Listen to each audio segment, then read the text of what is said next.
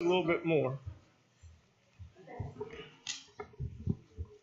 Brian was asking me a few minutes ago, what lesson are we on? I said, I don't know what lesson it is. I know what the lesson's about, but I don't know the number. He said, well, I think we're on 8 or 9. I said, no, that doesn't sound right. Well, we're on lesson 5.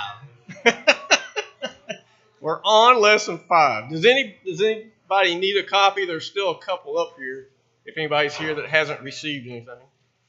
Okay. We're on lesson 5. We're going to talk about 1st and 2nd Kings and 1st and 2nd Chronicles tonight for a few minutes.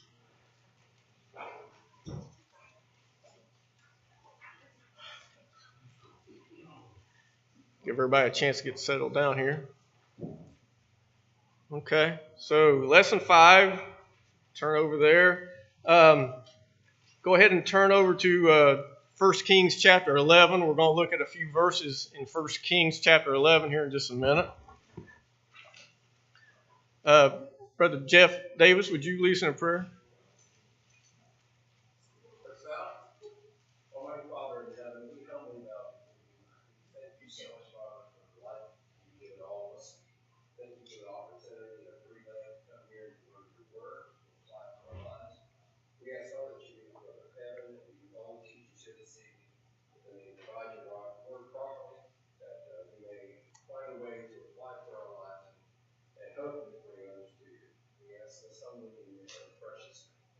Amen.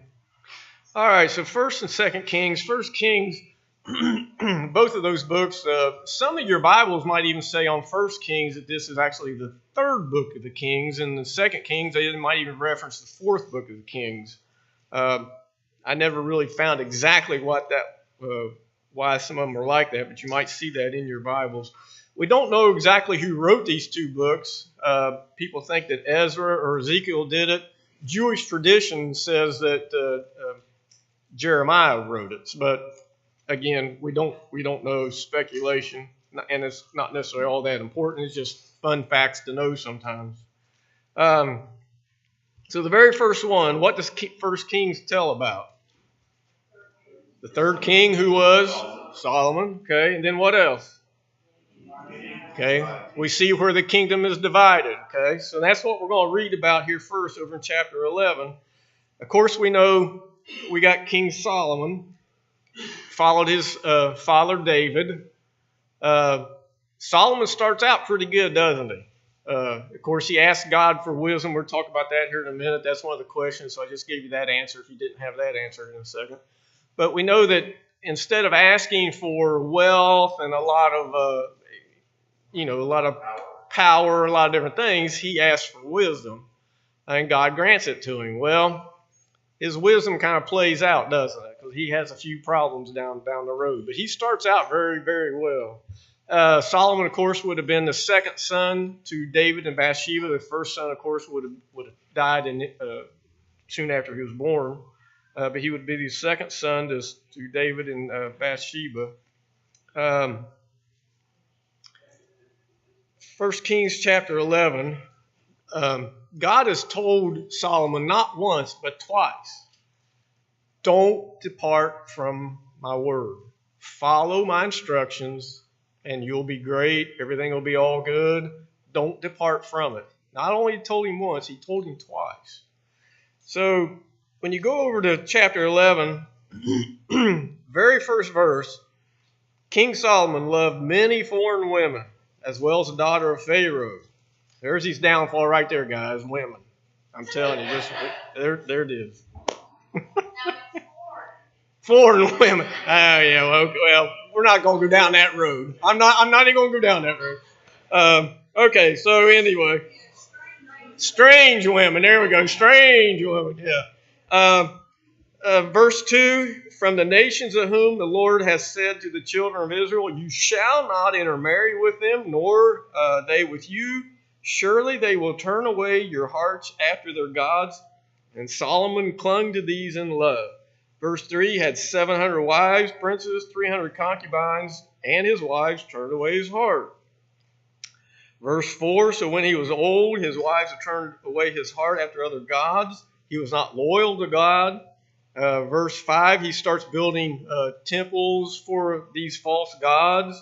Verse 6, Solomon did evil in the sight of the Lord and did not fully follow the Lord as his father David did.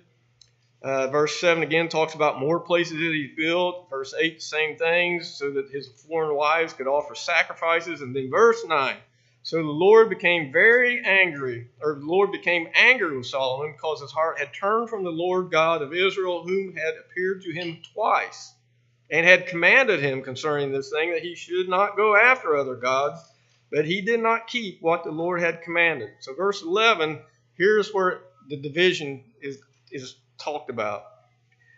Therefore the Lord said to Solomon, because you have done this and have not kept my covenant and my statutes which I have commanded you, I will surely tear the kingdom away from you and give it to your servant. Nevertheless, I will not do it in your days, meaning he's going to wait till after he dies. For the sake of your father David, I will tear it out of the hand of your son. However, I will not tear away the whole kingdom. I will give one tribe to your son for the sake of my servant David, and for the sake of Jerusalem, which I have chosen. And then if you look on over verse 31 and down through 37, this is actually where it takes place.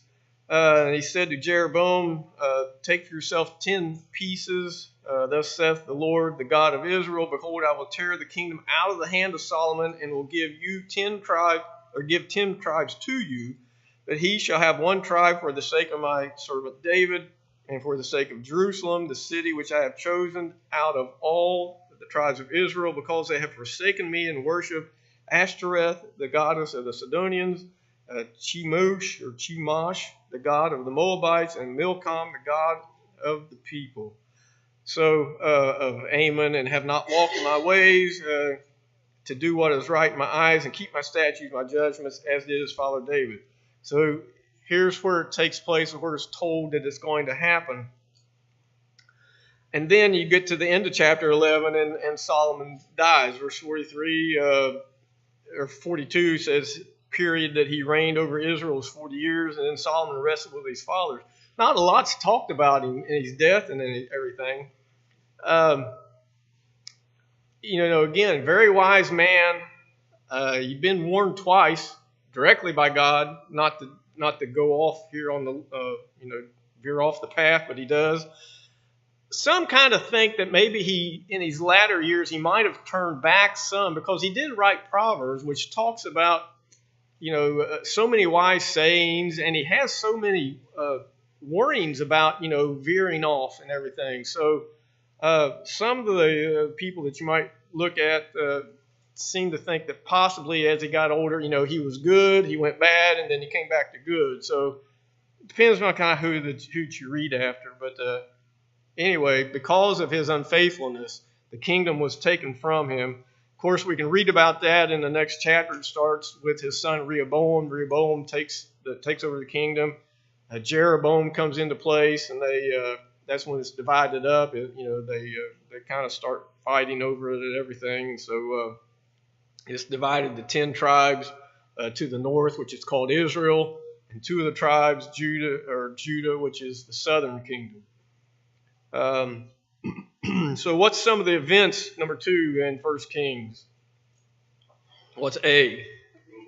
Yep, the rule of Solomon. It talks about what he does, some of the things that goes on there. Adonijah tries to be king there in chapter 1. Some of the different things.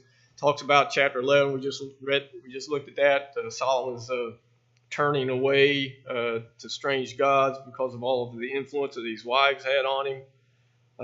So what's the next? B. Yeah, building the temple, chapters 5, 6, and 7. We see about that. Solomon takes over the task of building the temple. David wanted to do it. God said, no, David, you cannot do it because you have too much blood on your hand. You're a warrior and everything. He did let David make all the preparations for it. And Solomon actually was the one that went ahead and building it. And again, you can look at 5, 6, and 7. We've talked about this numerous times about the details. God does pay attention to details. Details are important to God. Details of how we worship. Details of everything that we do, it's important to God. And if you don't believe that, go look at 5, 6, and 7, chapters 5, 6, and 7, and look at the details that go into the building of the temple. Same way as when they were building the tabernacle and all that. We've looked at that and talked about that many times. Details are important. All right, C, what goes on there? Yep, the division of the kingdoms, northern and southern kingdoms. And then what's the last thing there in D? Elijah. Elijah comes onto the scene. He's a prophet for the northern kingdom. We'll talk about him here in just a couple of minutes. Let me turn over here and get to the next page. Without dropping everything.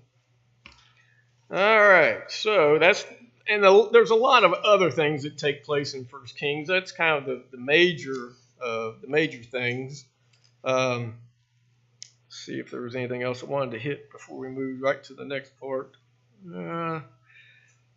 Of course, there's a lot you could talk about even with Elijah.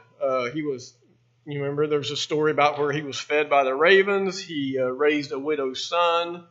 Elijah's most famous, I guess, event in his life, and I think there's a question about it on the next page, is when he confronts the Baal, the prophets of Baal. Thank you. Couldn't think of prophets of Baal, and how all that turns out. Of course, we know that he fled from Ahab and Jezebel. There's the story about Naboth in the vineyard, which that's the one that Ahab wants, and all that.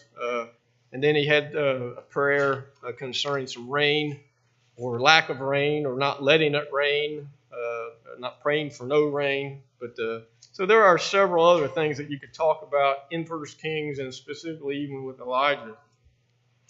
He also wrote the runner, outrun Ahab. Yeah. I want to see that. Yeah. I'm getting to when I get to heaven, I want to see that. Yeah. Now that's another question you're going to have to remember. You're going to write these questions down, because we played golf Monday, and we came up on a hole, and there was a couple of geese out there, and he says, "Man, I hate those geese. I can't stand those geese. Those are the meanest animals on earth. I'm going to ask God why He ever came up with geese." So that's your second question there. So you need to write some of these down. Yeah, you beat me. Yeah, you beat me pretty good. So we'll get a rematch here. That's why I said that's not very good for job security. They're beating up on the elders.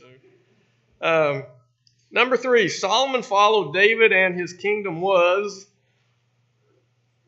great. It was the most powerful on earth, next in line with David's.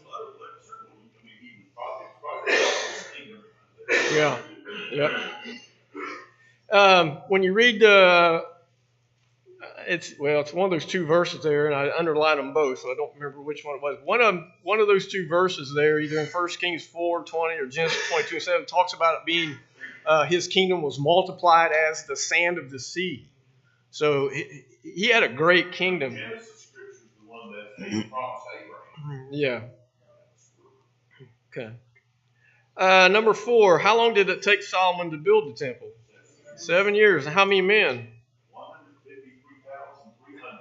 Yeah, and there's several different verses that list the number of men and stuff. So if you add them up, I'm not exactly sure how they came up with 153,000, but that was the answer in the book. But there's several verses that reference the men that he had. So many of the masons and the laborers. He had over 3,000 men that were just like supervisors, or foremen, superintendents. It was a big undertaking, a 7-year project. So who was the wisest man? That's pretty easy. I don't think you need to read the card for that one. So when given the choice of riches or wisdom, we already talked about that. What did he choose? Wisdom. Yeah, okay. And so then God attached what to Solomon's blessings? Long life. Riches was the big thing. He attached riches to his life, as well as the wisdom. No, it just says that he reigned 40 years, but it doesn't give an age.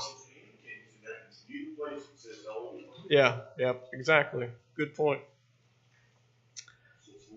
All right, number 8. Here we go. Solomon's strange wives. Yeah, strange wives, and not strange. Well, they could have been strange and strange, but that's we know what he means by that. Foreign wives from different countries, the ones specifically out of Canaan that God said do not have anything to do with these people.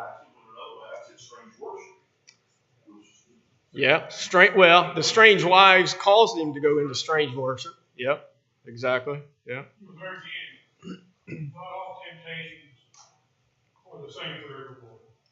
David had many foreign wives, but they did not diminish his service to God. Yeah. Solomon, on the other hand, had foreign wives. They took him away. Yeah. David's wives conformed to God, and then Solomon's wives conformed him to their God. Yeah. Which, and to me, I still have a hard time grasping that because of his wisdom, because of what he knew. And God had warned him about it twice, not once, but twice. And still, there again, it's one of those things where we stand back and we say, well, I never would have done that, or that wouldn't happen to me. And, well, here we go. Yeah, it can. It could. Yeah. You're trying to get me to go down a road I'm not going to go down. What's interesting is the scripture you read earlier, he had every direction. You look at where they're named from, they would come from north, south, east, and possibly. And we've talked about this, and we've talked about it in other classes and stuff. A lot of, even though they were his wives, they probably really weren't his wives, and so to speak, because he made so many covenants, so many agreements with the other kingdoms around him, and they were kind of like you hate to say it, the term, I guess, but they're kind of like possessions, really. I mean, they were part of the bargain. Yeah, they were. Exactly. Yeah. If he made an agreement with, they were political marriages. So. And it's very similar to the situation you saw in Esther. Esther was part of a group of several women that were considered wives of Artaxerxes. Yep, that's right. Okay. This is where we learn, be careful who you marry, like really pray about it. Not that it's wrong to marry someone not in church, but it's just like, know what you're doing. It makes it more difficult. No question about it. Yeah. Yeah, exactly. Yeah. When they, yeah. Yeah. It was a little early for a little black book, Yeah. Yeah. Yes, dear. Yes, and that's the problem that he had. Yes, dear. He said that a lot, evidently. Yes, dear. We got to move on here a little bit. Number 9, the division of Solomon's kingdom can be attributed to 2 causes: Solomon's wives, and then blank's arbitrary leadership. Rehoboam, his son's arbitrary leadership, And we'll talk about that here in just a little bit again. And then number 10, before we jump into 2 Kings, Elijah was a prophet of God who defeated who? Baal's false prophets, That's a good story, too, to go read every now and then and to brush up on that. Good story about that. All right, into 2 Kings. 2 Kings tells about what? The end of the divided kingdom. So why did it end? Because of their disobedience again, right? Yep. And you see that over in question number 14 and 15. The northern kingdom, when it divided, I'll save that for up here on the next one. So events in 2 Kings. What's some of the events? What's A? Okay, we're going to come back to this, so let's go on and get all 4. Elijah taking up, Elisha's work, which is hard to keep straight. And then what's C? Captivity of the northern kingdom. So D is what? Captivity of the southern kingdom. Okay, so let's go back up here to Elijah taken up into heaven. Because we've talked about this numerous times. When you go back and you read John 3 and verse 13, we know that Jesus said that no one has ascended to heaven, but he who came down from heavens, that is, the Son of Man. So if Jesus says that no one has ascended to heaven, no one's up there other than God, how do we make this scripture where it talks about Elijah was taken up into heaven? How do we, we got a contradiction in the Bible? What? Okay. Okay. Yeah. Third heaven, which is probably paradise. Second would be space, and first I would say would be. Exactly. Apologetics Press has a good article on this. I would encourage you to go out there, print it. I actually got it printed. I can run you a copy, or go read it, go look at it. There's no contradiction here. There's people out there that want to make it a contradiction, and skeptics and everything, but there's no contradiction here. There actually can be several reasons. I'm only going to give you one because we just don't have enough time. But when let me find where I want to get to here. When we see the words heaven or heavens in our English Bible, it appears about 700 times in our Bible. Yet in many of the passages where heaven is found, the inspired writers were not discussing the spiritual heaven, which we most associate with the word. For example, Genesis 1 and 2, the Hebrew word for heaven appears 15 times in 14 verses, yet in this instance, it's referring to something other than the spiritual heaven. So the word heaven, Hebrew, I can't say it, Shemayim, or Greek, Urinos, is used by the Bible writers in basically three different ways, which is what Luke was talking about. When you see the word heaven, it can refer to the atmosphere in where airplanes would fly around, birds would fly, that kind of thing, clouds gather. Or it can talk about the firmament, where we see the sun, the moon, the stars, that next level up. Or it can be in the same way, like outer space kind of a thing.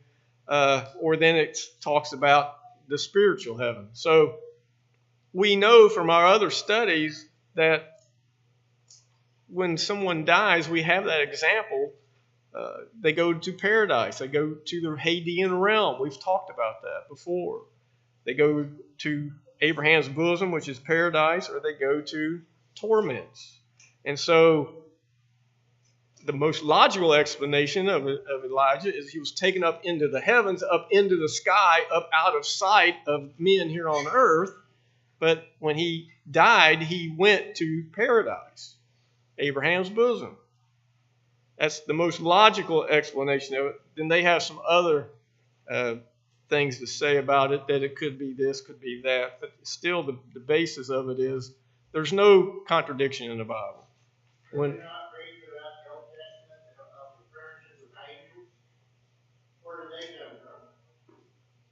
Well, yeah. No.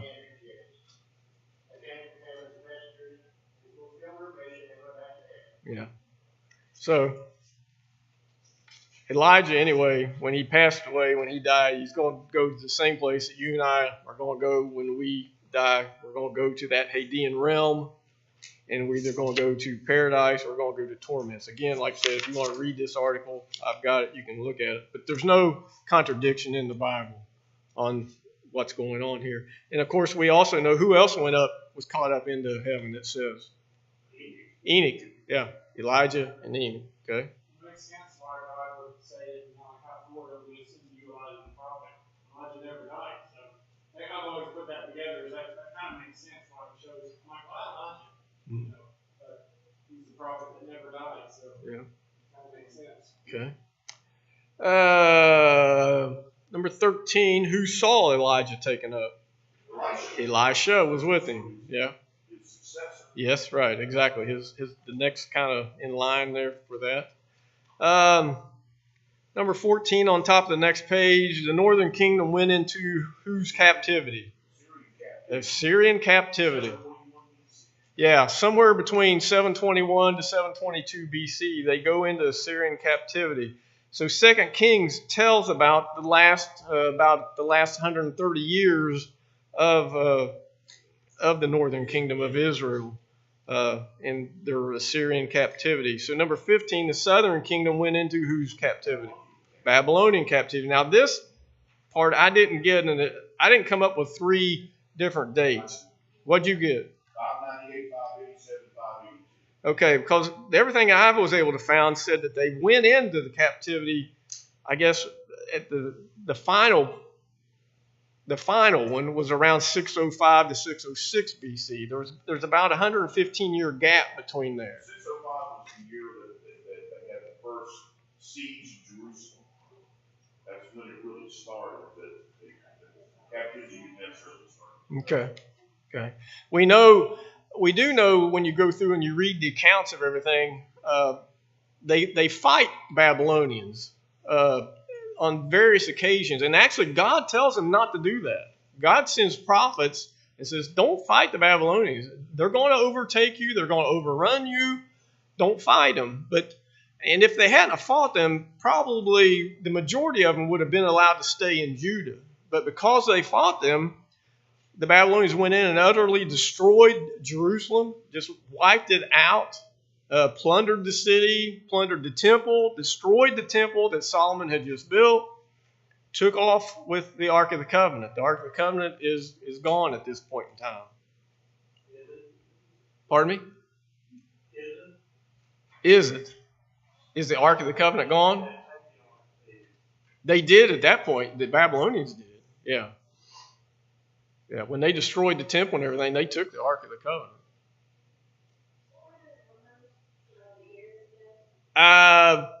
What did you say, Bill? 598, 587, 582. Yeah. Like I said, the book and the notes that they give out talks about 605 to 606 BC. So I don't know if that's the beginning or the end. Bill says that's about the beginning of it. So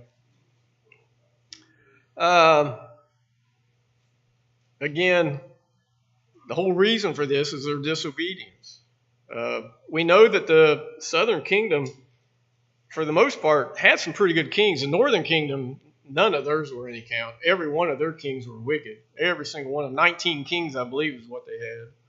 They love to go to the groves. Remember, we've studied so many times. They love to go to the golden groves, the poles, and go worship. Yep. Idol worship. Yep. One thing that's interesting about the southern kingdom, some of their kings were very young, weren't they? Where did I make that note? I made some notes someplace. Can't read my notes. Josiah, 7 years old. You can read. Well, let's talk about. I got that under Chronicles. We'll hang on to that for just a second. Okay. Well, we're into Chronicles. Anything else anybody wants to ask or talk about or bring up on 1st or 2nd Kings? We got about 10 minutes, so we're all right if anybody wants to bring up something. Okay, 1st and 2nd Chronicles, probably written about 100 years or so after 2nd Kings was written. Again, we don't know exactly who wrote 1st and 2nd Chronicles. Probably Ezra. That seems to be most of the scholars kind of have point to him as having written it. Yes, makes sense since he was a scribe. Exactly, that was his job. And the time fits. Yes, all that kind of goes together. But again, not necessarily all that important. Just interesting facts to think about. So, what does Chronicles mean in number 16? Diary or journal is to describe past or current events. And it's pretty much, 1st and 2nd Chronicles are pretty much a history of really only the southern kingdom. It really doesn't go into much detail or even really talk that much at all about the northern kingdom. It's pretty much an account, a diary, a historical document on the southern kingdom. Number 17, 1st and 2nd Chronicles retells what? It's a retelling of the period of the kings, primarily the southern kings. Yeah. Yep. Yep. Exactly. So here I mentioned this now about the Southern kings and their kings. They had some good ones. They had some bad ones as well. They had some very young ones. Joash at 7 years old. You can read about him in 2 Chronicles chapter 24 and verse 1. Can't imagine having a king at 7 years old. Manasseh, and he was good. Actually, he turns out to be, it says that he was good in the sight of the Lord. Then there was Manasseh. He was 12 when he became king. He's in chapter 33 and verse 1. It says he did evil in the sight of the Lord. And then you have Josiah, who was 8 years old, out of 2 Chronicles 34 and verse 1. And he is good. So you have a 7, a 12, and an 8. I can't imagine what these young men, I don't know, what did they bring to the table as a king? I mean, at 7 years old? I mean, even at 12 years old. So, yeah, it's like yes, yep. Do what? Well, that's true. I mean, they had advisors and other things.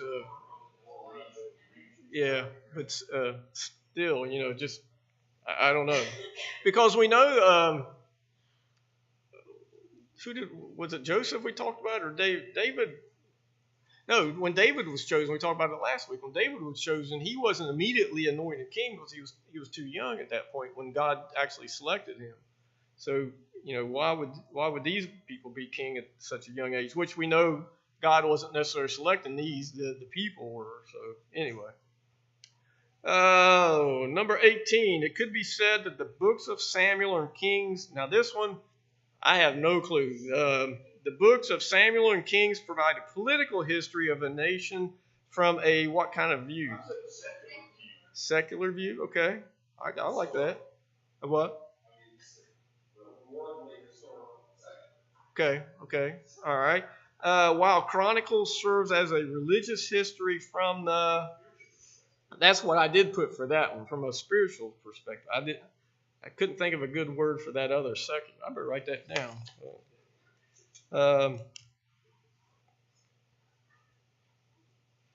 Okay. I'm missing some notes. There's some stuff I wanted to talk about that probably already passed over. Okay. Still got about 6 minutes. All right. So the last one, 2 of them. 19. These books were written after the return from Egyptian captivity, correct? Yep. No? Okay. I'm just asking. Yeah. Okay. All right. Okay, from captivity and provided a historical bridge from blank to the blank from Babylon. Okay.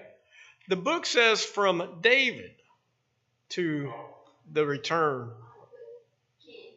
Kings. Okay. So it's a bridge from David, the kings, to when they come back from Babylonian captivity, the restoration from where they're exiled in Babylon. Okay. We know that when the kingdom is divided and when it's finally taken over the north by the Syrians and the south by the Babylonians, we do know that there is a remnant that is allowed to leave Babylonian captivity about 70 years later. And they do go back and they're allowed to return and try to rebuild the temple and some of that things that goes on there. So there was still a remnant of the tribe from the southern kingdom. All of this time frame of Chronicles is about how long? About 5 centuries. Yeah, about 500 years is about how long it covers. About 500 years. It's also a good way to learn supplemental information. You read a lot of details in First and Second Chronicles, which you don't have in First and Second Kings and Second Samuel. Like when they mess up with the ark, moving the ark. In First Chronicles, you learn David consulted and hey, we didn't do this right. We can look at the law. So it's got a lot of good stuff in that. Yeah, when you jump into First and Second Chronicles, I don't know how many of you actually took the time to try to read through some of it. First 9 chapters are boring. I mean, it's all the lineage. But if you think about it, it's really that it's important that was recorded for them because of this group of people that went back about 70 years later. It gives them the lineage. It gives them how they are to redistribute the land. It recounts that. It Exactly. It gives you that line of succession down through David, down through Christ. It ensures that priestly line that they were still following stayed in line. And then, like Mitchell said, it provided a record of the lineage of Christ from Abraham, from David. So it provides this historical bridge for the people. Because of all that, it does make sense that maybe Ezra was involved in some of the compiling of this, because remember, when Ezra and Nehemiah, Ezra especially, went back after the Persian captivity, what was one of the problems? Ignorance. They didn't know the law, they didn't know the history, they Yep. had to compile. And as a scribe and a teacher, you can almost consider him a rabbi, it was his job to re-educate them. And that's a lot of what we're seeing here in Kings and Chronicles. Yeah. Especially Chronicles. Yep. Okay. We got about 2 minutes. We did pretty good. Anybody have any questions, comments? Okay. I know, like I said in the past, we go through it pretty quick, but a lot more things that we could talk about. A lot of other stories we could refer to. But we will take up with lesson 6, Brian, lesson 6 next week. Thank you. Pardon? No, not 9. 6.